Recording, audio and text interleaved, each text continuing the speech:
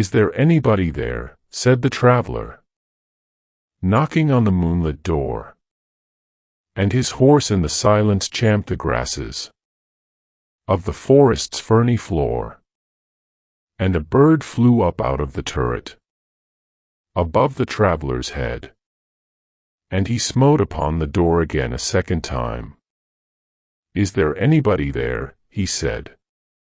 But no one descended to the traveler. No head from the leaf-fringed sill leaned over and looked into his gray eyes, where he stood perplexed and still.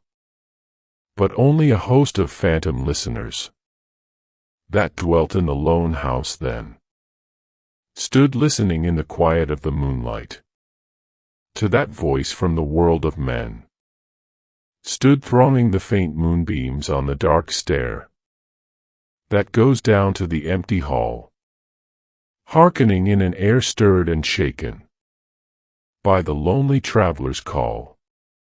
And he felt in his heart their strangeness, their stillness answering his cry, while his horse moved, cropping the dark turf, 'neath the starred and leafy sky. For he suddenly smote on the door, even louder, and lifted his head.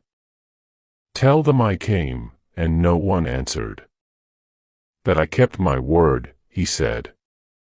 Never the least stir made the listeners.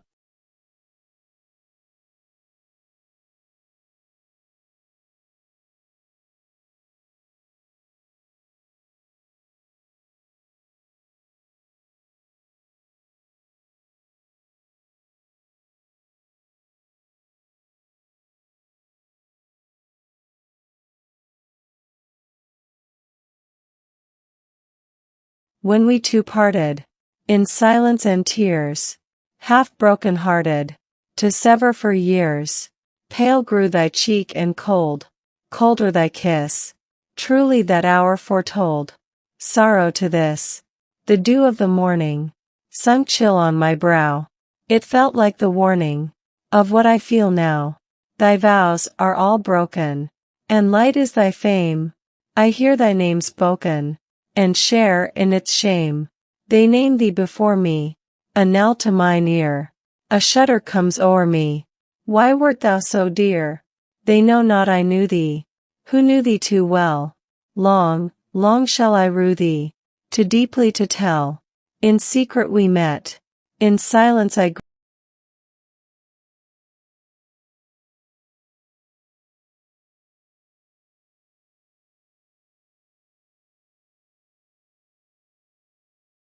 If you like this poetry, do like and subscribe. Thanks.